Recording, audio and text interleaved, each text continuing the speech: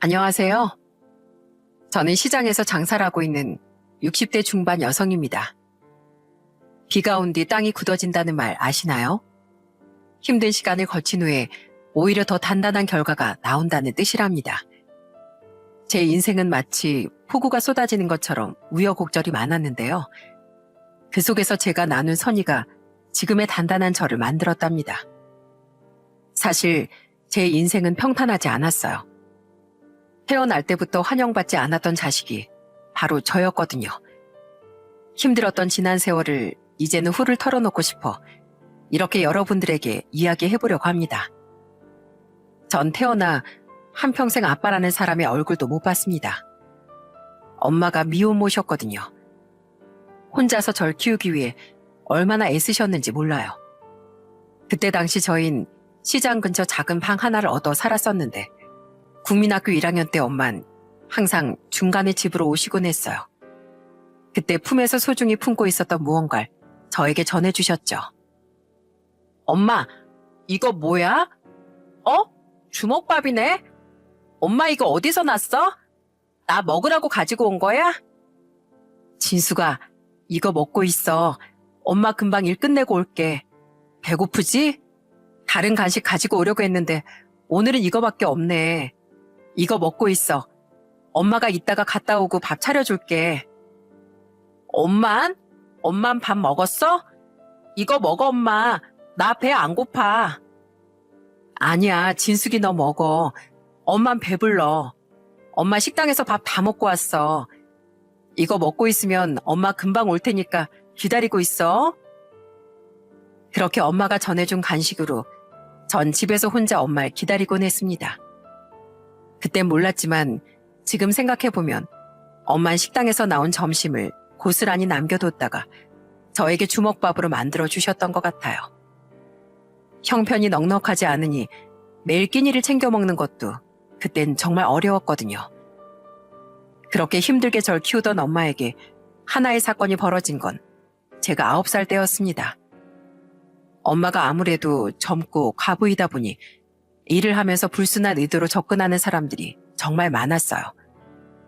한 번은 가게 손님 중에 유부남이 엄마한테 어떻게 해보려고 접근을 했다가 그게 소문이 잘못 났던 모양이더라고요. 유부남이 먼저 엄마한테 접근했는데 오히려 엄마가 남자한테 꼬리치고 다닌다며 소문이 났던 거죠. 하루는 하교하는 길에 엄마 가게를 지나치게 됐는데 어떤 아줌마가 엄마가 일하는 가게로 들어가더니만 밖으로 엄마 머리를 끌어잡고 나오더라고요. 니까짓 게 이 과부 주제 어디 감히 다른 남자 꼬셔? 야, 다른 남자들도 너 같은 건 쳐다도 안 봐. 어디서 감히 꼬리를 쳐? 너 같은 건 아주 사라져야 돼. 이거 좀 놓으세요. 제가 언제 꼬리를 쳤다고 그러세요? 그쪽 남편이나 잘 간수하세요. 제가 아니라 그쪽 남편이 문제거든요. 뭐? 그 순진한 양반이 뭘 꼬리를 쳐? 순진하니까 뭐 어떻게 해보려고 했나 본데 내가 그거 모를 줄 알고? 내가 너 이 바닥에서 얼굴 못 뜨고 다니게 할 거야. 아줌마 왜 그러세요? 엄마한테 그러지 마세요. 저희 엄마 잘못 없어요. 저는 그때 그 장면을 보고 너무나 놀라 그 아줌마의 바지가랑이를 잡고 늘어졌습니다. 엉엉 울면서 제가 소리를 치니 그 아줌마는 그제서야 엄마의 머리를 놓아줬어요. 야, 저 여자가 남자 꼬신다는 그 아줌마야? 세상에, 진짜 못됐다. 저런 여자가 이 동네에 있어야 되겠어? 그러게 말이야. 애도 있다는 사람이 어떻게 저런다니. 참. 아유, 사람 겉만 보고서 모르겠네 정말. 혼자 애 키우면서 성실하게 사는 줄 알았더니만 왜 저랬대? 사람들이 하나 둘씩 모이고 수군거리며 쳐다보자 그 아줌만 함께 온 사람들과 서둘러 자리를 떠났습니다. 아무런 말도 들어보지도 하지도 않은 채 소라만 피우고 가버린 거죠. 엄만 너무나 억울하고 분통해했지만 엄마의 편을 들어주는 사람은 아무도 없었어요. 머리채가 잡히고 뜯기고 있는 상황에서도 주변 상인들은 그저 쳐다보기만 할 뿐이었습니다. 그 뒤로 엄마와 시장에 갈 때마다 시장 사람들은 죄다 앞에서 수군대며 말을 하더라고요. 엄마와 전 그런 말을 들으면서도 못 들은 척 지나갔지만 엄만 생각보다 충격이 컸던 것 같습니다. 이렇게 일이 터지고 나서부턴 엄마 매일 밤낮을 술만 마시며 울기만 하셨어요. 진수가 엄마 진짜 억울하다, 억울해. 어떻게 사람들이 그러니? 내 얘긴 들어보지도 않고 엄마가 얼마나 열심히 살았는데. 엄마, 난 알아. 엄마 나쁜 사람 아니고 나한테 얼마나 좋은 사람인데 난 알고 있어. 그렇게 엄마 위로해드렸지만 불행은 끝이 없었습니다. 결국 식당에서도 엄만 잘리고 말았죠. 어휴, 당신 같은 사람을 내가 어떻겠어요. 당장 나가요, 나가. 아무도 엄마의 말을 듣지 않았고 억울하게 쫓겨나게 되자 엄마는 결국 스스로 생을 마감하고 말았어요. 저는 너무나 억울하고 비통했습니다. 엄마에게 아무런 잘못이 없는데 왜 그 착한 엄마에게 그런 일이 벌어진 건지 이해도 할 수 없었어요. 그렇지만 고작 9살이었던 제가 할 수 있는 건 우는 것밖에 없었습니다. 혼자가 된 전 그 이후로 이모의 집으로 가게 되었어요. 그래도 엄마의 유일한 핏줄이었던 이모가 있어 다행이라고 생각했는데 이건 정말 큰 착각이었어요. 이모네 집으로 가고 난 후 제 인생은 말도 못할 정도로 비참했습니다. 이모뿐만 아니라 이모부와 사촌들까지 죄다 눈치를 줬어요. 이모네 집으로 가서 얼마 후가 어린이날이었는데 부산스러운 소리에 눈을 떴더니 이모네 식구들이 죄다 옷을 입고 밖으로 나갈 준비를 하고 있더라고요. 저도 일어나 준비를 해야 하나 싶던 순간 들려온 소리에 전 속으로 눈물을 삼킬 수밖에 없었습니다. 엄마, 쟤는? 쟤도 데리고 갈 거야? 차도 비좁은데 같이 가야 돼? 놀러 가는데 좀 편하게 가면 안 돼? 됐어, 쟨 그냥 둬. 어차피 우리 가족들만 가기로 했으니까 깨우지 마. 괜히 깨웠다가 간다고 하면 골치 아프니까. 그러게 당신은 왜 연도 끊은 언니 애를 데리고 와서 이 난리야? 가족들 다 불편한 거 안 보여?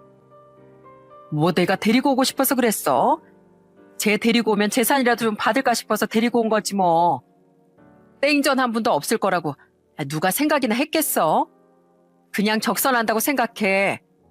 쟤가 청소도 다 하잖아. 어린이날이니까 좀 즐겁게 가자, 즐겁게. 이모네 식구들은 절 식구로 생각조차 하지 않았습니다. 오히려 온갖 집안일들을 시키면서 가정부 취급을 했었어요. 거기다가 외식을 할 때 한 번 데리고 간 적이 없었죠. 처음엔 저도 누군가의 가족이 된다는 사실에 행복했었는데 그 행복이 깨지고 나니 너무나 비참하고 우울하더라고요. 더 이상 참지 못하겠다는 생각이 들었을 때가 바로 제가 12살 때 국민학교 5학년 때였습니다. 그때 전 이모에게 고아원으로 들어가겠다고 말을 했죠. 이모는 아무렇지 않은 듯 알았다고 대답만 했고 제가 떠나던 날도 그 누구도 배웅을 해주지 않았습니다. 그렇게 고아원에 들어가고 난 후 그때서야 전 따뜻함을 느끼게 됐어요. 오히려 이모 집보다 훨씬 편했습니다. 때가 되면 다 같이 밥을 먹었고 여러 명이 한 방에 모여 잤지만 그 누구 하나 제외하지 않고 모두 함께였죠.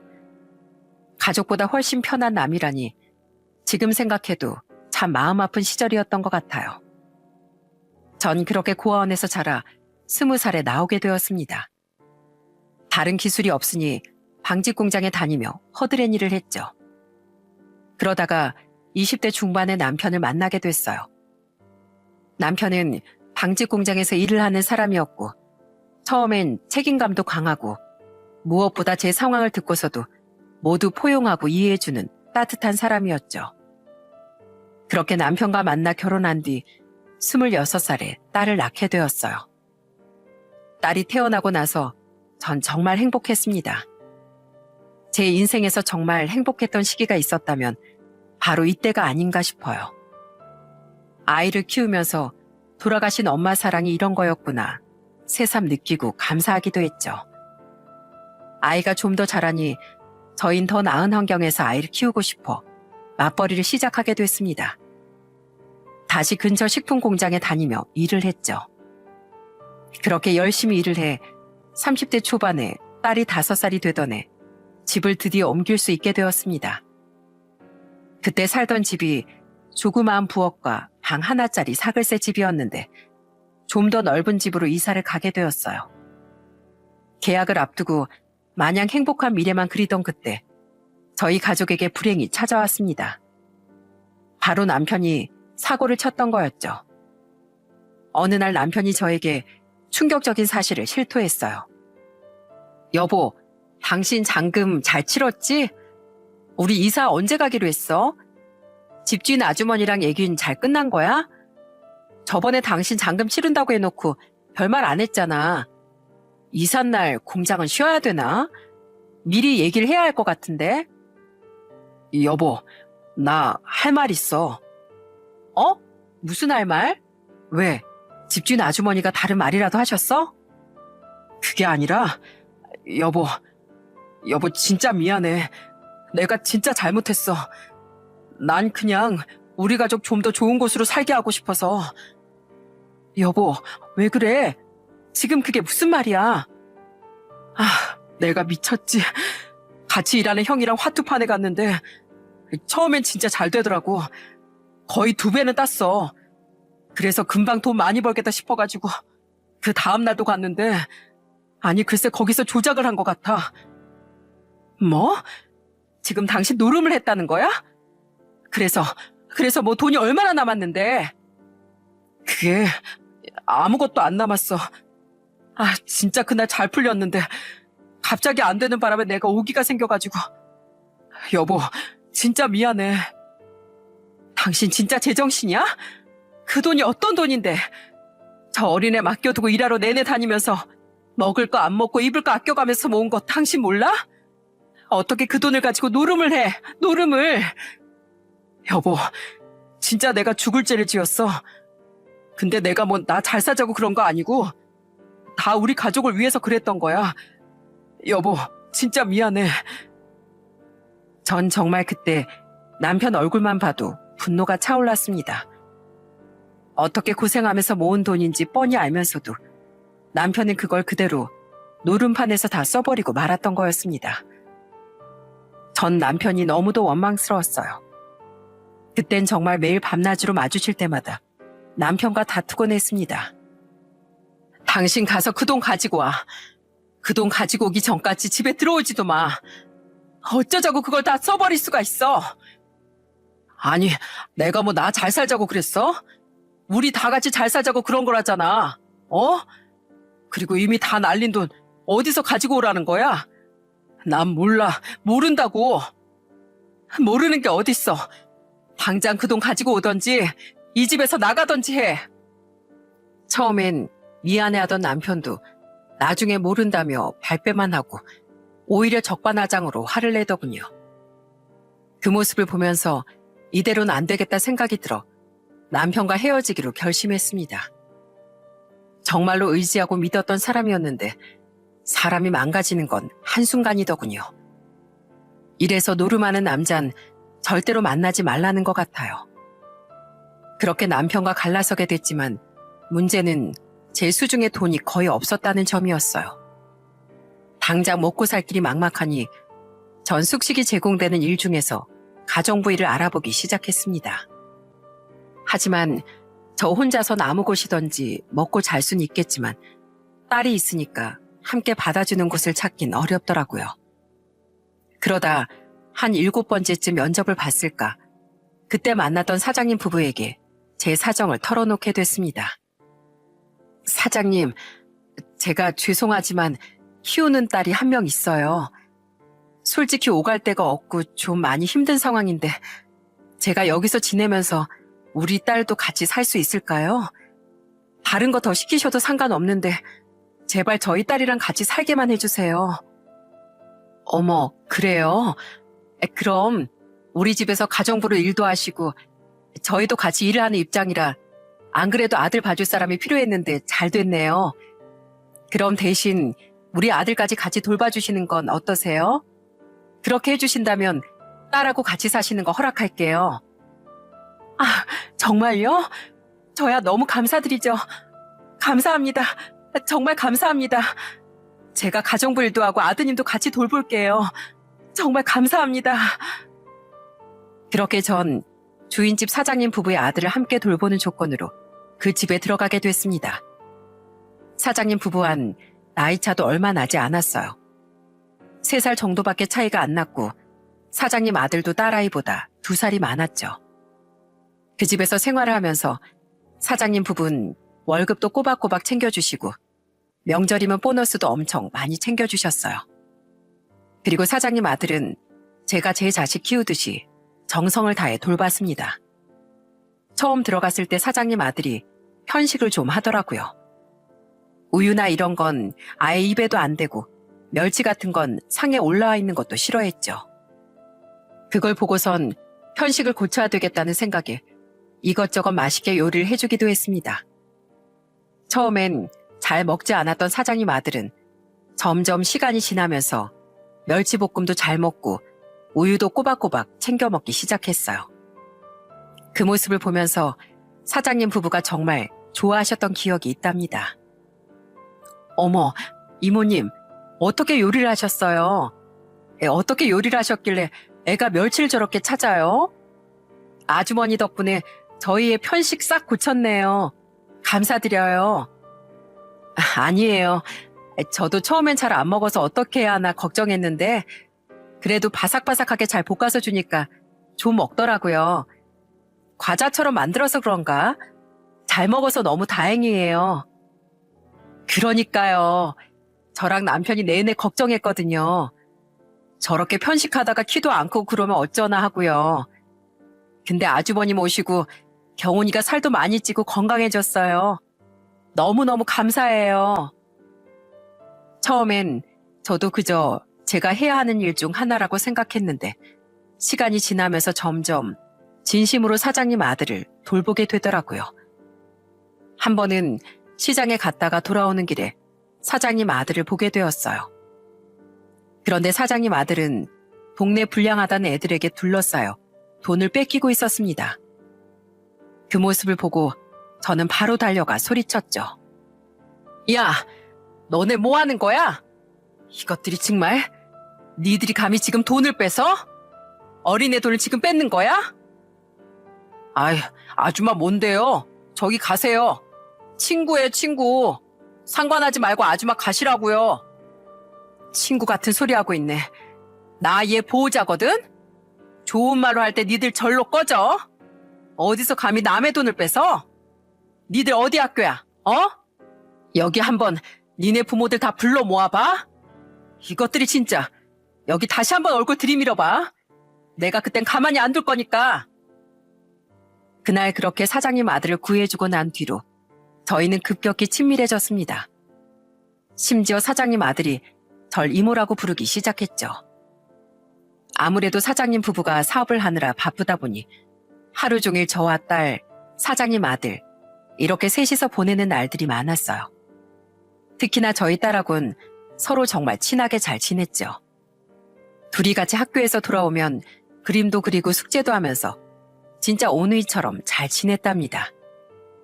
시간이 흐르면서 점점 사장님 부부는 저를 누구보다 믿어주셨고 사장님 아들도 절 많이 편안해했어요. 그렇게 그 집에서 6년의 세월을 함께하게 되었습니다.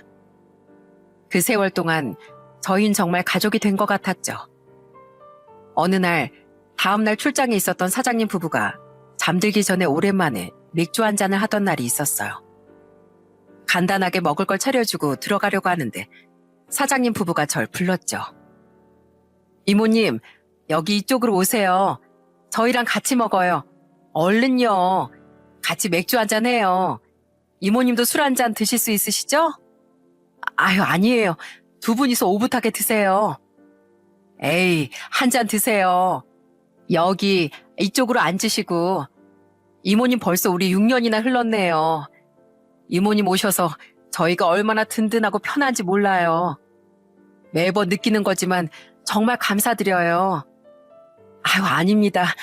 제가 사장님 사모님께 더 감사하죠. 아무것도 없는 저희 받아주신 것도 그렇고 이렇게 편안하게 살 수 있게 해주신 것도 그렇고 정말 감사드립니다. 아니에요, 이모님. 저희 앞으로 잘 부탁드려요. 저희 이모님 없으면 안 되는 거 아시죠? 그러니까 오래오래 저희랑 같이 함께해요. 걱정 마세요. 전 여기서 쫓아내지 않는 이상 최선을 다할 거니까요. 그날 정말 화기애애하게 맥주 한 잔을 마시며 도란도란 이야기를 나눴어요. 하하호호 웃으며 이야기를 나누다 보니 금세 시간이 흘러가더라고요. 그때 참 행복하다 생각을 했던 것 같아요. 다음날 아침 사장님 부부는 지방으로 출장을 떠났습니다. 1박 2일의 일정이다 보니 그 다음날에 집으로 온다고 하더라고요. 이모님, 저희 다녀올게요. 다른 거 하지 마시고 저희 갔다 오는 동안엔 좀 푹 쉬세요. 네, 알겠어요. 걱정하지 마시고 잘 다녀오세요. 아참, 그리고 내일 갔다 오면 우리 소고기 먹을까요? 오랜만에 보양 좀 해요. 다 같이 모여서 소고기 같이 먹어요. 네, 그럼 제가 소고기 준비해 놓을게요. 조심해서 잘 다녀오세요. 그렇게 웃으며 사장님 부부를 배웅하고 나서 얼마 후 저는 충격적인 소식을 듣게 되었습니다. 그 인사가 사장님 부부와의 마지막이 될 줄이야 꿈에도 상상을 못했어요. 정말 그 누구보다 따뜻하고 정이 많았던 힘든 저와 딸을 안아줬던 사장님 부부는 겨울철 빙판길에 고속도로에서 사고가 나면서 한날 한시에 그대로 세상을 떠나고 말았어요. 그때 사장님 아들의 나이가 고작 14살 때였어요. 장례식장은 그 어린 아들의 울음소리만 가득했습니다. 아빠, 엄마, 나만 두고 가면 어떡해.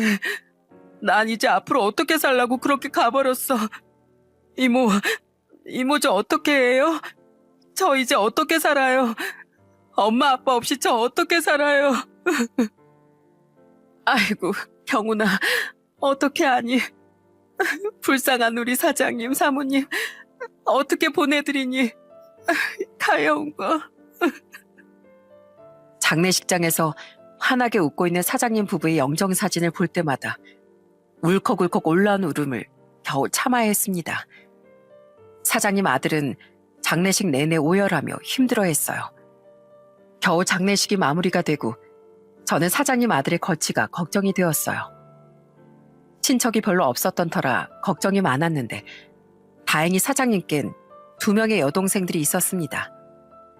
그래서 그 고모들 집으로 가지 않을까 싶었는데 집에 찾아온 고모라는 사람들의 태도를 보고 정말 기가 차서 말이 나오질 않더군요. 그쪽이 가사 도우미? 저 경훈이 데리러 왔어요.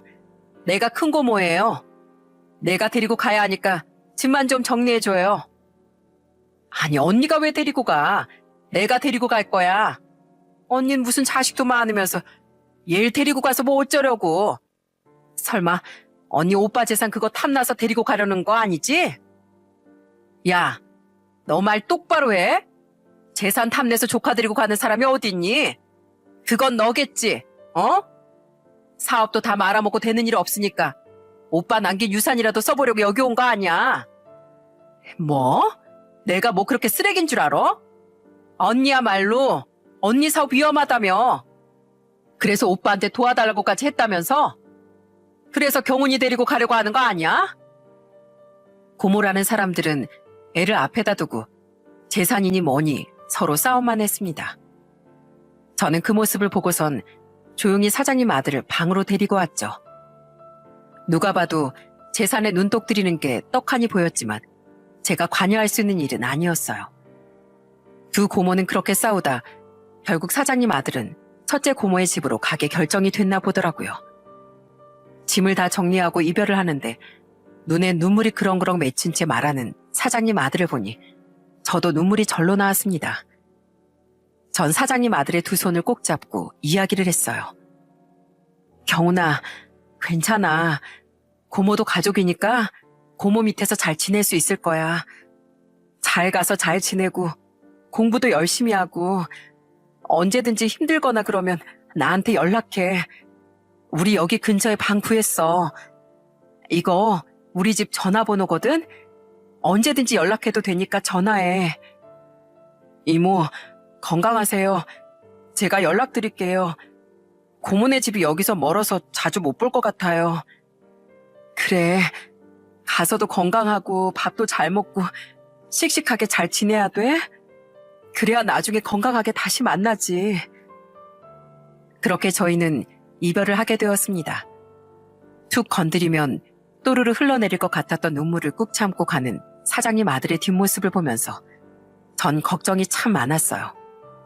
그 걱정 때문이었는지 뭔지 그날 이후로 자꾸만 제 꿈자리가 사나웠습니다.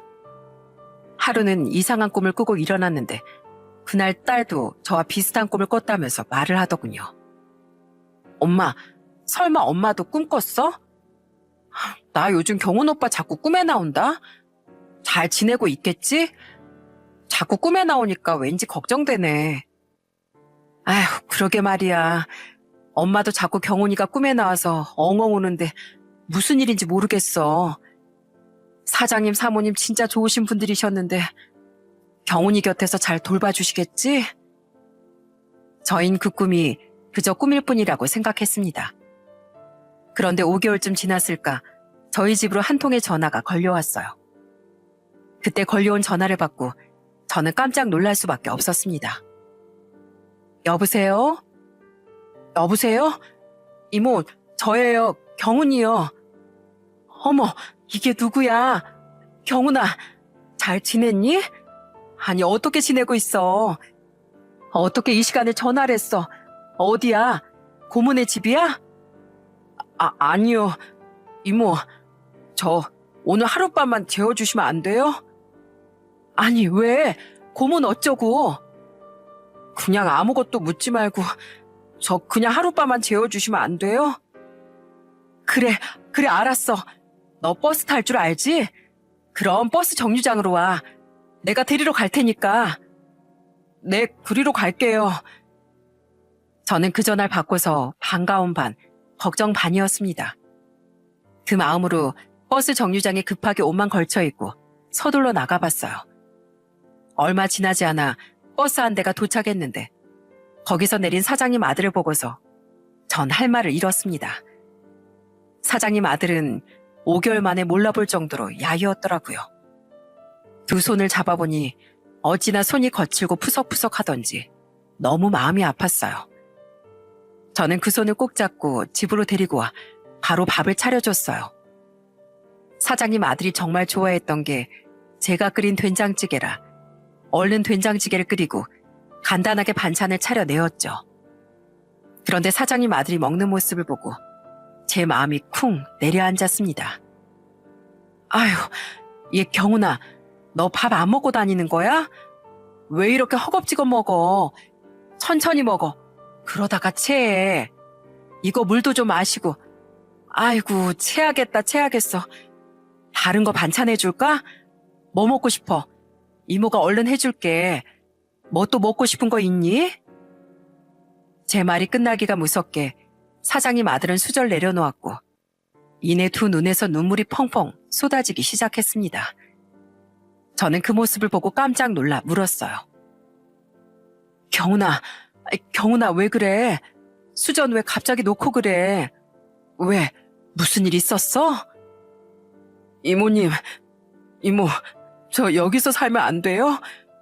저 여기서 좀 키워주시면 안 돼요?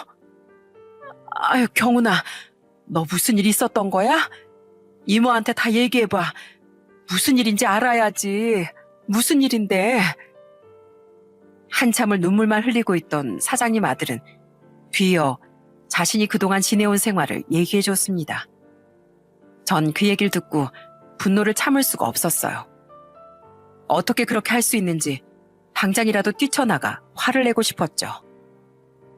이모, 저 사실은 그 집에서 가족 취급도 못 받았어요. 맨날 외식할 땐 저 빼놓고 나가서 먹고 그 집 강아지 먹이려고 싸운 거 그걸 저보고 먹으라고 하더라고요. 놀러 갈 때 한 번 데리고 가본 적도 없고 저 잠자는 곳은 어디였는지 아세요? 그 집 창고에서 요만 깔아서 잤어요. 뭐? 그게 무슨 소리야? 널 데리고 가서 그런 취급을 했다고? 세상에, 이게 무슨 소리야?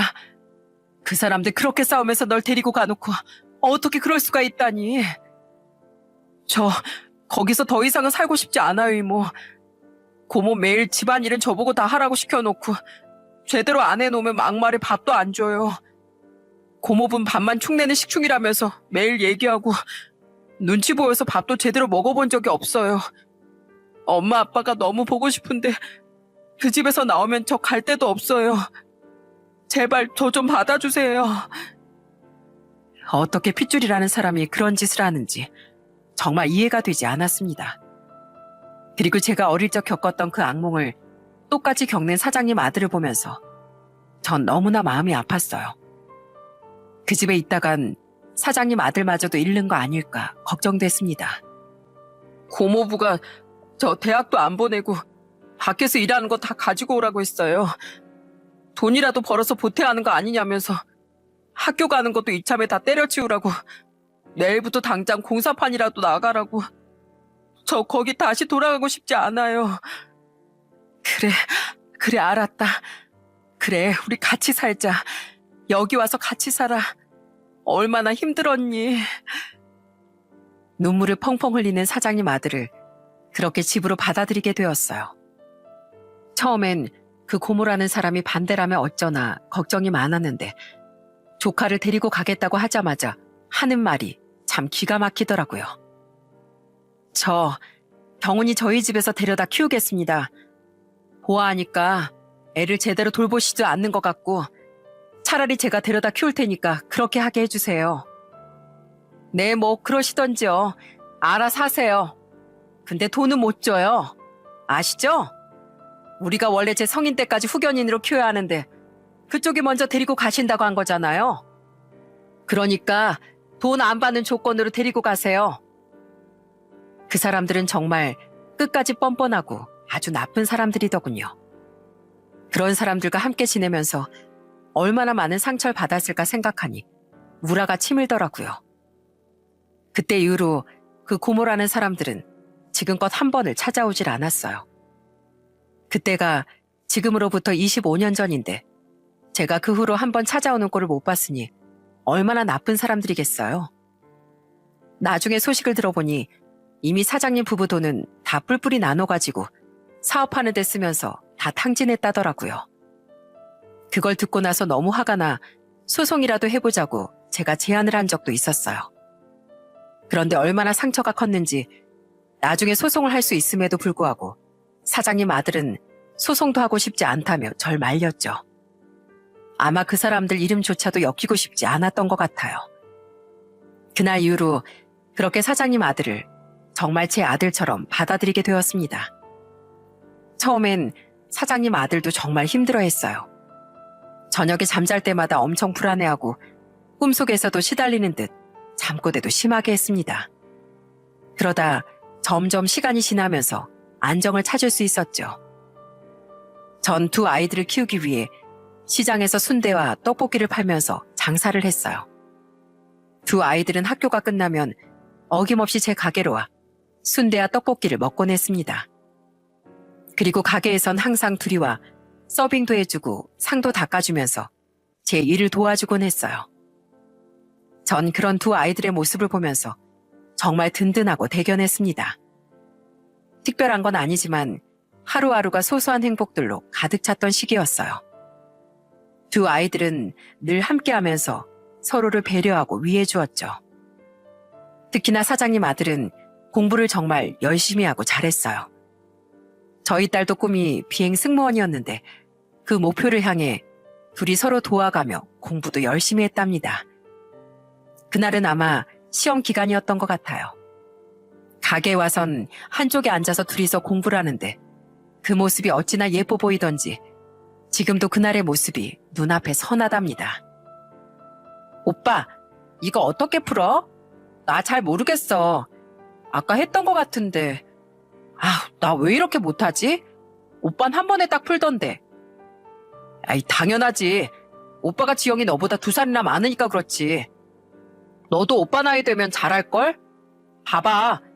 내가 잘 얘기해 줄 테니까 다시 한번 해봐. 잘할 수 있어. 그렇게 함께 살며 행복하게 지내던 어느 날 사장님 아들이 18살이 되던 해였어요. 그날 집으로 일찍 퇴근을 하게 된 절 기다리고 있었던 건 바로 사장님 아들이었죠. 늦은 시간이라 아직도 잠들지 않은 모습을 보고 무슨 일인가 싶었는데 그런 저에게 너무나 놀라운 얘기를 꺼냈어요.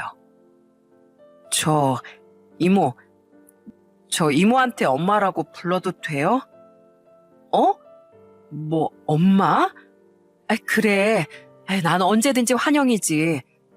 근데 왜 갑자기 엄마라고 부르고 싶어졌어? 이모라고 부르기엔 제가 너무 사랑하고 존경하는 사람이에요. 그리고 저 부모님이 두 분 다 돌아가셨는데 이모마저 이 세상에 없으면 저 너무 슬플 것 같아요. 그래서 저 이모라고 부르고 싶지 않고 그냥 엄마라고 부르고 싶어졌어요. 그러니까 우리 오래오래 이렇게 같이 가족처럼 되고 싶어서 그래서 엄마가 좋을 것 같아서요. 그렇게 생각했어? 그래, 고마워. 언제든지 엄마라고 불러도 되지. 고마워.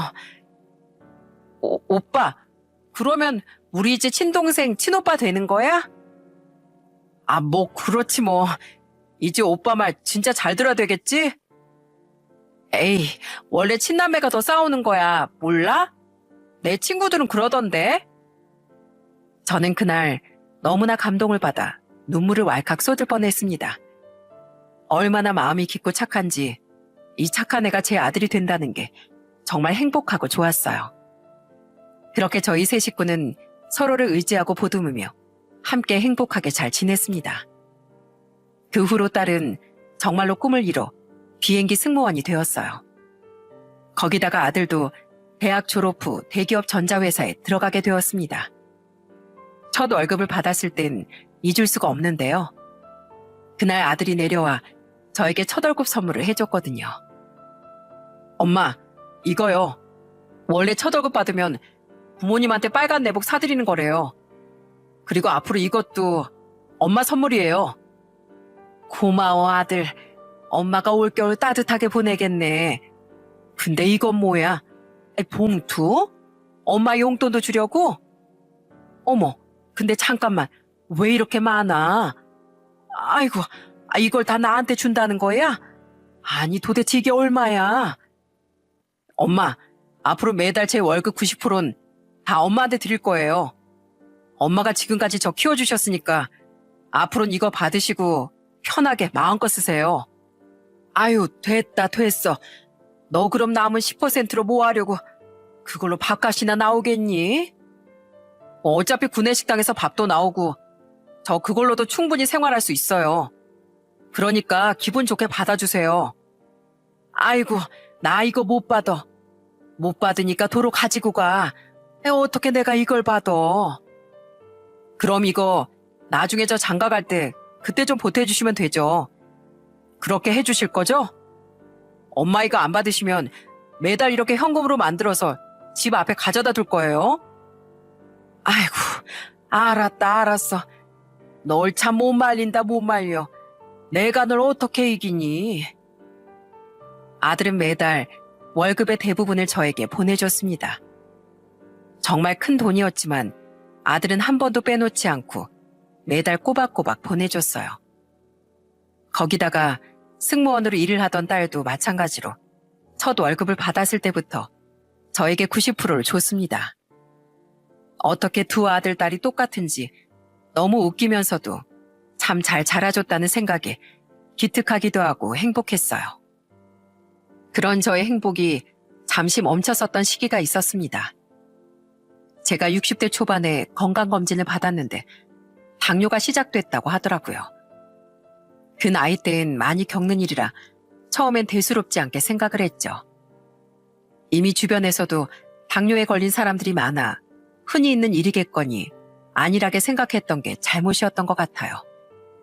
일이 바쁘다 보니 제 건강은 잘 챙기지 못했고 그리고 나름 관리를 한다고 했는데도 제 마음대로 잘 관리가 되지 않더라고요.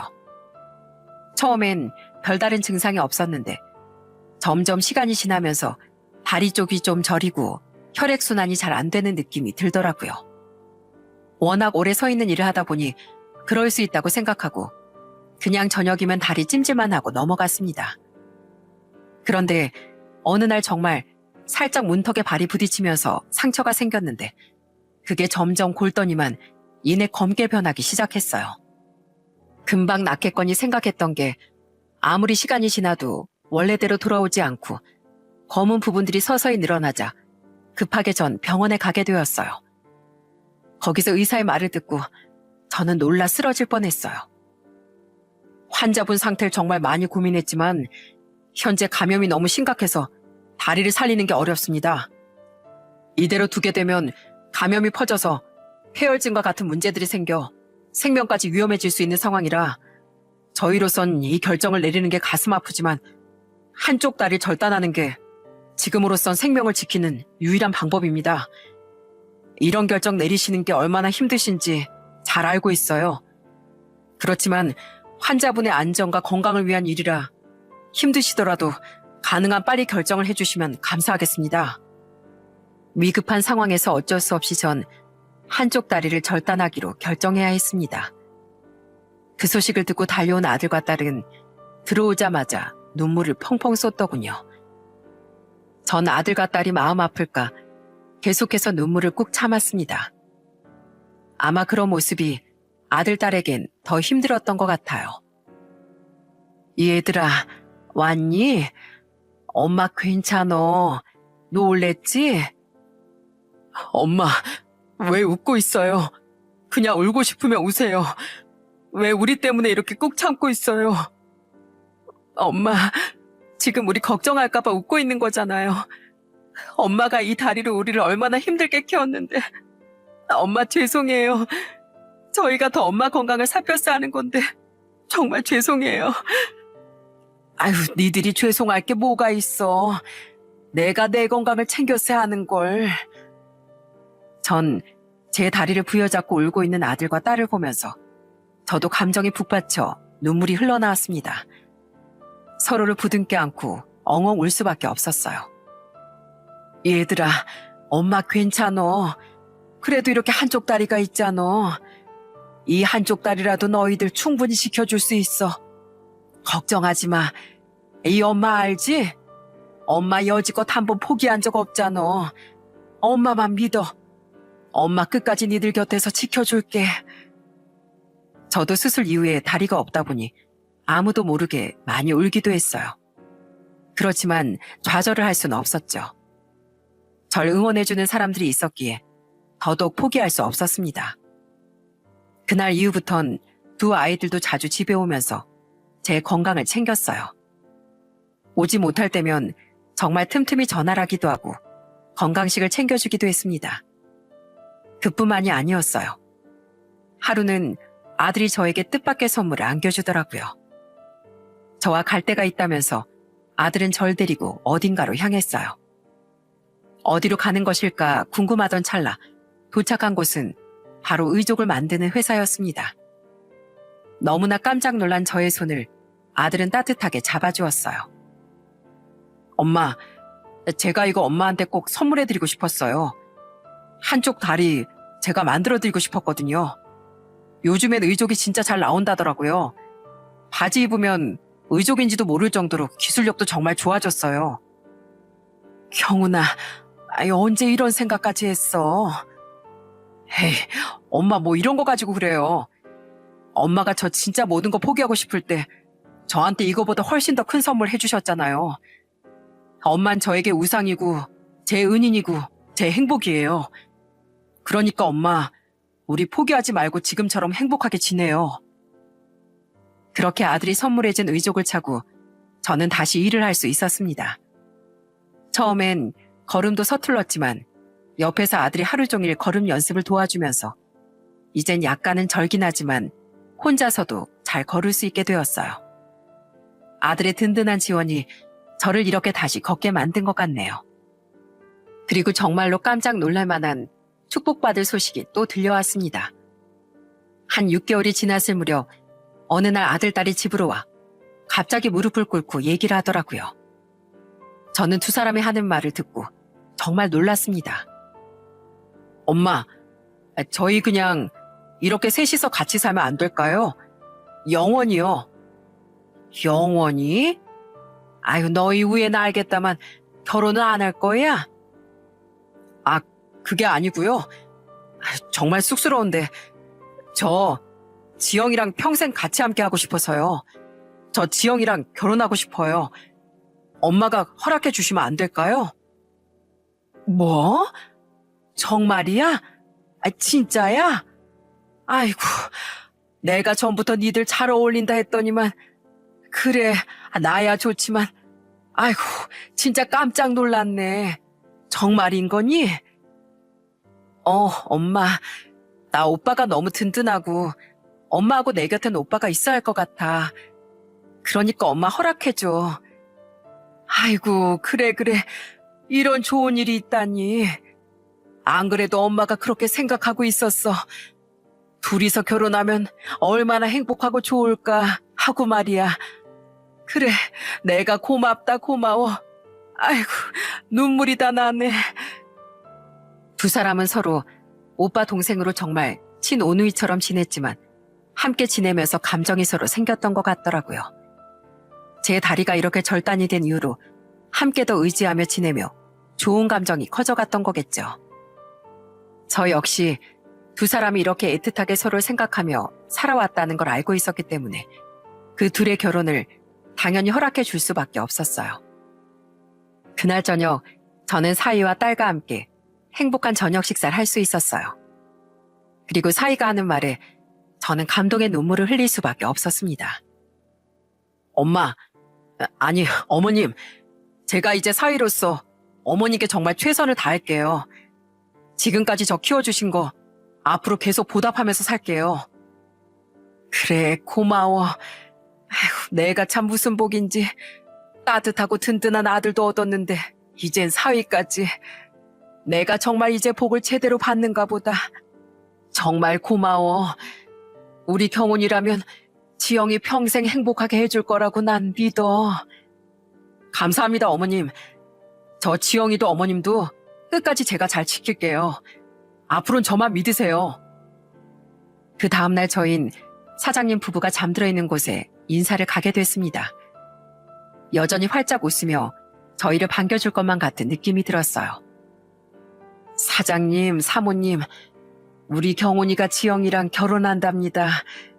저희 딸하고 저한테 사장님과 사모님이 얼마나 큰 은혜를 베풀어 주셨는지 지금도 항상 감사드려요. 덕분에 이젠 둘이서 정말 행복하게 잘 지내고 있어요. 잘 지켜보고 계시죠? 얼마나 기쁘실까요? 하늘에서 앞으로도 이 두 사람 잘 지켜봐 주세요. 그렇게 두 사람은 눈물의 결혼식을 올리게 되었답니다. 결혼식에서 아들과 같은 사위와 딸이 절 보고 행복하게 눈물을 흘리는데 저 또한 기쁨의 눈물을 흘릴 수밖에 없었죠. 그날 머릿속으로 정말 그동안의 이야기들이 다 주마등처럼 스쳐 지나갔습니다. 그 어린 꼬마아이가 어느덧 의젓하게 자라 든든한 사이가 되었고 늘 제가 살아가는 의미였던 어여쁜 꼬마아이가 한 남자의 아내가 되었던 그 순간들이 마치 파노라마처럼 모두 스쳐 지나가더군요. 그렇게 결혼을 하고 1년이 더 지나 지금은 아들까지 한 명을 낳았어요. 그리고 두 사람은 아직도 제 건강을 어찌나 챙기는지 모릅니다. 장모님, 이거 얼른 드세요. 이거 드셔야 기운이 확 나거든요. 어떠세요? 좋으시죠? 장모님이 좋다고 하면 제가 이거 한 트럭 사올게요. 아이고, 됐어. 뭘 이렇게 많이 사와. 저번에 사다 준 것도 아직 한 트럭이야. 에이, 장모님 부지런히 드셔야죠. 장모님, 오늘은 제가 소고기 쏠게요. 오늘 한번 배 터지게 먹어봐요. 엄마, 이 사람 오늘 엄마랑 노래방도 간대. 어제 얼마나 연습했는지 알아? 엄마 내일 일 쉬어야 돼. 알았지? 오늘 우리 신나게 놀자고. 이렇게 지금은 아들이자 우리 사위와 딸, 그리고 손주들과 함께 행복하게 잘 지내고 있답니다. 늘 쉬는 날이 오면 왁자질껏 노느라 시간 가는 줄 모른답니다. 건강과 행복이 먼저라며 항상 절 기쁘게 해주는 사위에게 고맙고 늘 제 건강을 챙겨주는 딸에게도 너무나 고맙습니다. 우리 사랑하는 내 자식들을 위해서라도 전 건강하게 오래오래 살아보려고요. 아픔 뒤에야 행복의 가치가 보인다고 하죠. 제가 살면서 생각해보니 제 삶은 그만큼 어려움이 많았기에 지금의 행복을 더 크게 느낄 수 있는 것 같아요. 누군가가 볼 땐 소소한 일상이지만 저에겐 너무나 큰 행복이거든요. 제 이야기는 여기서 마치겠습니다. 여러분들에겐 어떤 행복이 있으신가요? 너무 소소한 행복이라 가치가 없다고 느껴지실 수도 있습니다. 그렇지만 그 행복은 이 세상 어느 가치 있는 것과 비교도 할 수 없을 만큼 큰 일일 수도 있어요. 지금은 그게 느껴지지 않더라도 언젠간 꼭 그 가치를 알게 될 날이 올 거라 생각합니다. 사는 게 고되고 힘들 때가 참 많죠? 내 뜻대로 흘러가는 게 없다. 세상을 원망한 적도 많습니다. 그렇지만 제 인생은 망한 게 아니었어요. 오히려 지금은 매일이 행복하죠. 그렇게 누구든 앞으로의 희망을 놓지 않는 이상 언젠간 인생은 성공으로 끝날 거라 생각합니다. 여러분들의 인생도 성공으로 잘 마무리되길 바라며 이만 글을 마치겠습니다. 잘 들어주셔서 정말 감사합니다.